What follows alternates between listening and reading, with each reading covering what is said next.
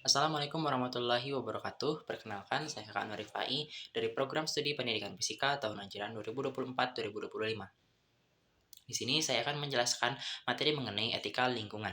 Oke, langsung saja kita ke materi yang pertama. Pengertian etika lingkungan.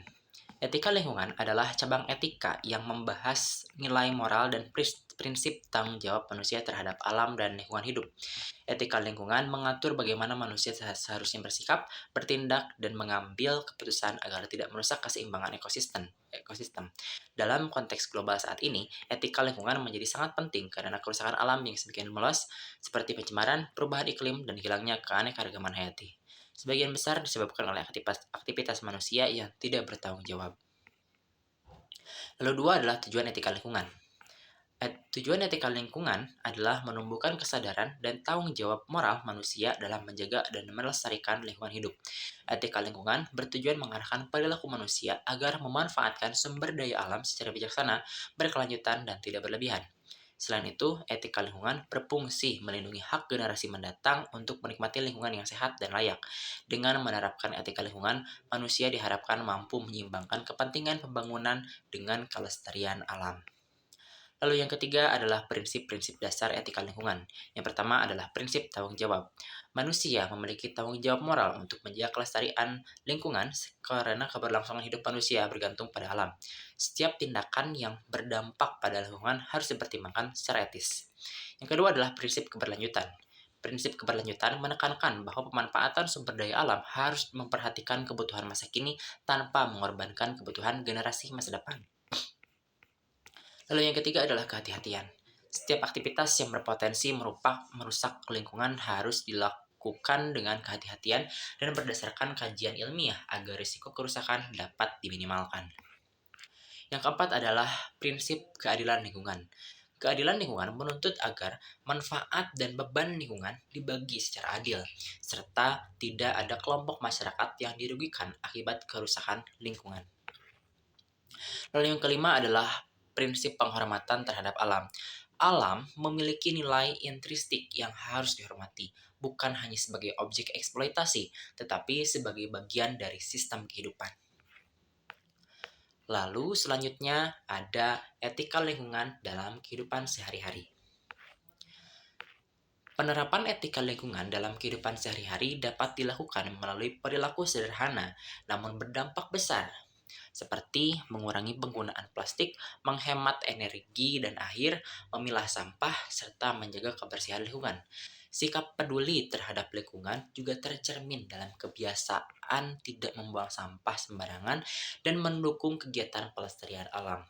Dengan menetapkan etika lingkungan secara konsisten, masyarakat dapat berkontribusi dalam menjaga keseimbangan alam dan mencegah kerusakan lingkungan yang lebih parah.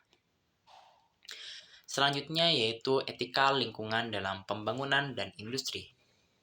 Dalam kegiatan pembangunan dan industri, etika lingkungan menuntut agar proses produksi dan pembangunan dilakukan dengan memperhatikan dampak lingkungan. Pembangunan yang beretika harus memperhitungkan aspek kelestarian alam, keselamatan masyarakat, serta pengelolaan limbah yang bertanggung jawab. Etika lingkungan mendorong penggunaan teknologi ramah lingkungan dan praktik industri berkelanjutan untuk mengurangi pencemaran dan eksploitasi berlebihan. Lalu yang keenam ada etika lingkungan dalam perspektif sosial dan agama.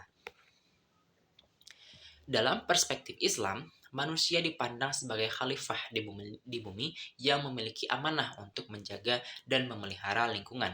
Islam mengajarkan larangan merusak alam serta mendorong perilaku ramah lingkungan sebagai bagian dari ibadah. Menjaga kebersihan, menghindari pemborosan, dan melestarikan alam merupakan bentuk tanggung jawab moral dan spiritual manusia kepada Allah Subhanahu wa taala. Lalu selanjutnya ada dampak penerapan etika lingkungan. Yang pertama ada dampak positif. Penerapan etika lingkungan dapat menjaga keseimbangan ekosistem, meningkatkan kualitas hidup manusia, serta melestarikan sumber daya alam untuk generasi mendatang. Selanjutnya yaitu dampak negatif jika etika lingkungan diabaikan. Pengabaian etika lingkungan dapat menyebabkan pencemaran, bencana alam, perubahan iklim, dan krisis ekologi yang mengancam kehidupan manusia, dan makhluk hidup lainnya. Selanjutnya yaitu peran individu dan masyarakat dalam menjaga etika lingkungan.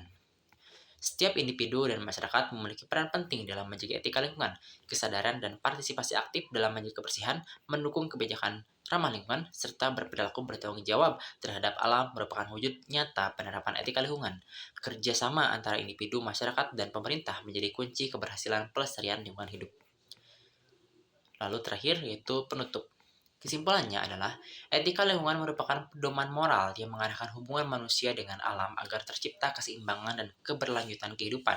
Dengan menerapkan prinsip tanggung jawab, keberlanjutan, dan keadilan, manusia dapat menjaga kelestarian lingkungan sekaligus memenuhi kebutuhan hidup secara bijaksana. Berikut adalah daftar pustaka yang saya gunakan untuk membuat video hari ini. Ada Etika Lingkungan Hidup tahun 2019, ada Pembangunan Berkelanjutan dan Etika Lingkungan 2020, ada Etika Bisnis dan Lingkungan tahun 2021, ada Pendidikan Lingkungan Hidup tahun 2022, ada Man and Nature, The Spiritual Crisis of Modern Man, New York tahun 2018. Sekian materi yang dapat saya sampaikan. Semoga bermanfaat. Wabillahi taufiq wal hidayah. Wassalamualaikum warahmatullahi wabarakatuh.